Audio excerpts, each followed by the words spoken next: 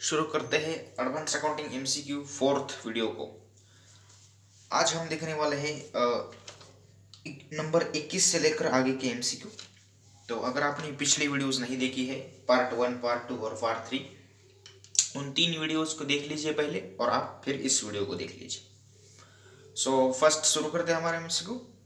Underwriter has taken the responsibility only up to the short subscription. देखो, underwriter क्या करता है, टेकन अप करता है रिस्पॉन्सिबिलिटीज, वो दायित्व लेता है शॉर्ट सब्सक्रिप्शन को ये करने का। मतलब जो पब्लिक ने जितने शेयर्स नहीं लिए तो उन रिमेनिंग शेयर्स को टेकन अप करने का वो रिस्पॉन्सिबिलिटी लेता है। Wheat comes under the heading of opening stock in farm accounting. Wheat मतलब गेहूं, वो हमारे ओपनिंग स्टॉक के अंदर आता है फार्म अकाउंटिंग में। Short subscription means difference between issued shares and shares taken up by the public. देखो, यहाँ पर शॉर्ट सब्सक्रिप्शन का फार्मूला दिया गया है, एक थ्योरी फॉर्म में दिया गया है। मैं आपको एक फार्मूला फॉर्म में बताता हूँ। देखो, आपको कैसे करना है, short subscription is equal to का साइन लगा दो और फिर कहो, मतलब फिर लिखो वहाँ पे issued shares minus shares taken up by the public, बस यही बात है। Seeds comes under the heading of purchase in agriculture accounting. Seeds वो भी हमारा एग्रीकल्चर अकाउंटिंग का आइटम है। परचेस ये जो हेड होता है, परचेस हेड के अंदर आता है। The rate of commission of underwriters as per the law can not exceeds 5% of the issued price of the shares. देखो, लॉ के अनुसार क्या है यहाँ पर कि अंडरराइटिंग ऑफ शेयर्स, शेयर्स पर जो अंडरराइटर ऑफ शेयर्स जो हम जो करते हैं उस पर हमें अंडरराइटर को 5% अंडरराइटर को क्या करेंगे, 5% कमीशन देंगे उस इशूड प्राइस का। IAS stands for Indian accounting standards. IAS को लॉन्ग फॉर्म यहाँ पर दिया गया है। The rate of commission of underwriter as per law cannot exceed 2.5% of the issued price of the debentures। देखो, यहाँ पर क्या कहा गया है कि अगर इक्विटी शेयर्स, मतलब कौन से भी इक्विटी या प्रेफरेंस कौन से भी शेयर्स अगर है, उसकी अंडरराइटिंग करते वक्त अंडरराइटर को कितना कमीशन देना, 5% देना उस शेयर्स के इशूड प्राइस पर। और यहाँ पर डिबेंचर्स के बारे में क्या कर रहा है, 2.5%, 2.5% कमीशन द्यायचं। ICAI stands for Institute of Chartered Accountants of India। ICAI चा लॉन्ग फॉर्म दिलेला है। Underwriter is a businessman. बिल्कुल भाई, क्योंकि अंडरराइटर क्या करता है, परचेस ही तो करता है शेयर्स को, है ना, परचेस करेगा, सेल्स करेगा, ये सब कुछ करता है। Loading on closing stock is shows as stock reserve account in branch account. Loading जो होती है क्लोजिंग स्टॉक की, वो कहां पर दिखाते हैं, स्टॉक रिजर्व अकाउंट को, ब्रांच अकाउंटिंग में। Underwriting is a business. Underwriting क्या है, बिजनेस है, और अंडरराइटर बिजनेसमैन है, उस काम को करने वाला, अंडरराइटिंग को करने वाला underwriter. Loading effects goes to the branch adjustment account in branch account stock and debtor system. Loading के जो इफेक्ट होते हैं वो हम ब्रांच अकाउंट को भी बताते हैं और ब्रांच एडजस्टमेंट अकाउंट को भी बताते हैं, हम न्यूमेरिकल में देखा है।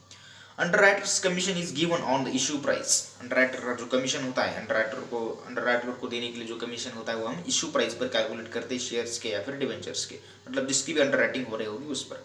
Underwriters liability is limited to the short subscription. Underwriter की लायबिलिटी लिमिटेड है। Purchase shows to the goods sent to branch account debit side. देखो, परचेस हम कहाँ पे शॉर्ट करते हैं, goods sent to branch account के डेबिट साइड को। Goods sent to branch account का हम अकाउंट ओपन करते हैं और उस अकाउंट के डेबिट साइड को परचेस, हमारी बैलेंसिंग फिगर हमको फाइंड आउट करनी पड़ती है। किस सिस्टम में होता है, स्टॉक एंड डेटर सिस्टम के अंदर ही ये अकाउंट हमें ओपन करना पड़ता है। Indian companies act requires companies to complete minimum subscription of 90%। हमें कंपनी जो, मतलब जिस कंपनी को अंडरराइटिंग करनी है उसको अंडरराइटिंग करने से पहिले अपने पूरे शेअर्स 90% सबस्क्रिप्शन पूर्ण झालं पाहिजे त्या कंपनीचं। म्हणजे एखाद्या कंपनीला 1,00,000 शेअर्स इश्यू करायचे असतील तर तिचे 90,000 शेअर्स इश्यू झाले पाहिजे आणि मगच त्या कंपनीला अंडरराइटिंग करता येते, असं त्यांचं म्हणणं आहे। Section 76 place certain restrictions with reference to the commission to be paid for the underwriting of shares। Section 76 जो है वहाँ पर रेस्ट्रिक्शन लगाता है कमीशंस पर। Every company issuing shares to the public must collect 90% of the issue with in 15 days। 15 दिन के अंदर अंदर 90% इश्यू हो जाना चाहिए कंपनी के शेयर्स, ऐसा।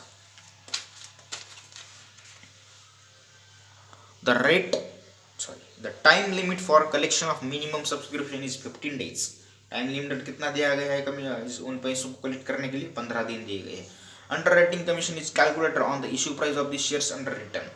Unmarked applications are application bearing no stamp of the underwriter. Underwriter का जिस पर स्टैम्प नहीं होगा जिस एप्लीकेशंस पर, तो उसके अनमार्क्ड एप्लीकेशन कहते हैं।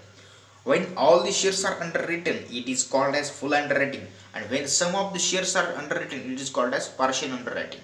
कुछ शेयर्स अगर अंडरराइटिंग हुई है तो पार्शियल अंडरराइटिंग, और पूरे शेयर्स या फिर डिवेंचर्स की अंडरराइटिंग हो गई तो full underwriting. SV limited issued a 10% debentures of ₹100 each at a 20% discount। The underwriting commission will be paid on ₹80। Discount को माइनस करना 100 में से। SV Limited issued shares of face value of ₹100 each per share। The market value is ₹120, cost is ₹90। The underwriting commission will be paid ₹100। किस पर देना? Face value पर। As per SEBI guidelines, underwriter commission for preference and debentures beyond ₹5 lakh should not exceed 2%। देखो SEBI guidelines के अनुसार अगर preference and debentures की जो अंडरराइटिंग है वो अगर 5 लाख से ज्यादा हो रही है, बियॉन्ड 5 लाख क्रॉस हो रहा है अमाउंट, तो हम 2% कमीशन देंगे अंडरराइटर को, इसका इनका कहना है। उसके बाद है as per SEBI guidelines the underwriting commission on equity shares 2.5% of the issue price. हमने अभी भी देखा था कि डिवेंचर्स पर एक क्वेश्चन थोड़ा अलग है, देखो क्या कह रहे हैं कि सेबी गाइडलाइंस मतलब सेबी गाइडलाइंस के अनुसार अंडरराइटिंग कमीशन कितना देना होगा इक्विटी शेयर्स पर, तो 2.5% देना होगा सेबी गाइडलाइंस के अनुसार। The underwriting commission in case of ₹4 lakh preference shares capital subscribed by the public under minister of the finance guidelines should not exceed 1.5%। अगर प्रेफरेंस शेयर्स का कैपिटल मतलब जो अमाउंट है सब्सक्रिप्शन अमाउंट जो पब्लिक शेयर्स को apply कर रहा है, तो पूरा अमाउंट कितना कैलकुलेट हो रहा है? 4 लाख। तो 4 लाख अंडरराइटिंग बियॉन्ड हो रहा है, क्रॉस कर रहा है, तो सेबी के अनुसार आपको कितना कमीशन दे सकते हैं अंडरराइटर को? तो 1.5% मतलब 1.5%। When commission becomes payable to the underwriters, the underwriting account is credited। जब कमीशन ड्यू होगा तो अंडरराइटर का अकाउंट क्रेडिट करेंगे। Marked application refers to the application bearing the seal of underwriting. Mark application मतलब क्या कि जिस एप्लीकेशन पर साइन है सील ऑफ अंडरराइटिंग, उस तरीके से उसे हम मार्क एप्लीकेशन कहेंगे। जिस पर स्टैम्प होगा वो सब कुछ मतलब प्रोसेस उसकी कंप्लीट होगी उस तरीके से। When the entire issue is underwritten by only one person, it's called as sole underwriting। जब पूरा एक ही व्यक्ति ही पूरे शेयर्स ले लेता है तो उसे सोल अंडरराइटिंग कहते हैं। When the underwriter agrees to buy the definite number of shares in addition to unsubscribed share, it is termed as firm underwriting। जब कुछ फिक्स शेयर्स को ही लेने की जब बात की जाती है तो उसे फर्म अंडरराइटिंग कहते हैं। An underwriters may reduce his burden of buying shares through entering the agreement with another person known as sub underwriter। जब मतलब मान लो कि 1000 शेयर्स अंडरराइटिंग करने तो 1000 में से 300 शेयर्स किसी दूसरे को देगा, 700 कुछ अंडरराइटिंग करेगा, तो उसे सब अंडरराइटर कहते हैं। Bank account is debited when the net amount due from the underwriters on the shares taken up by them is received। Bank account debit होगा जब मनी नेट अमाउंट जो भी हो ड्यू डेट होगी हमारे अंडरराइटर्स की वो अगर रिसीव होती है। A person cannot act as underwriter unless he holds a certificate of granted by SEBI। SEBI के द्वारा निर्धारित किया गया जो प्रमाण पत्र सर्टिफिकेट जो होता है वो जब तक वह व्यक्ति नहीं ले लेता तब तक वो व्यक्ति अंडरराइटिंग बिजनेस को नहीं कर सकता। अब इसके बाद एमसीक्यू जो हमारे ब्रांच अकाउंट के इधर पर यहाँ पर है, तो इस एमसीक्यूज को हम कल की वीडियो में देखने वाले हैं। So I hope let's thanks for watching this video. अगर आपको ये वीडियो समझ में आ रही है, क्वेश्चन आपको समझ में आ रही है, तो इस वीडियो को शेयर कीजिए, लाइक कीजिए, ज़्यादा से ज़्यादा लोगों तक पहुँचाइए ताकि उनका भी भला हो।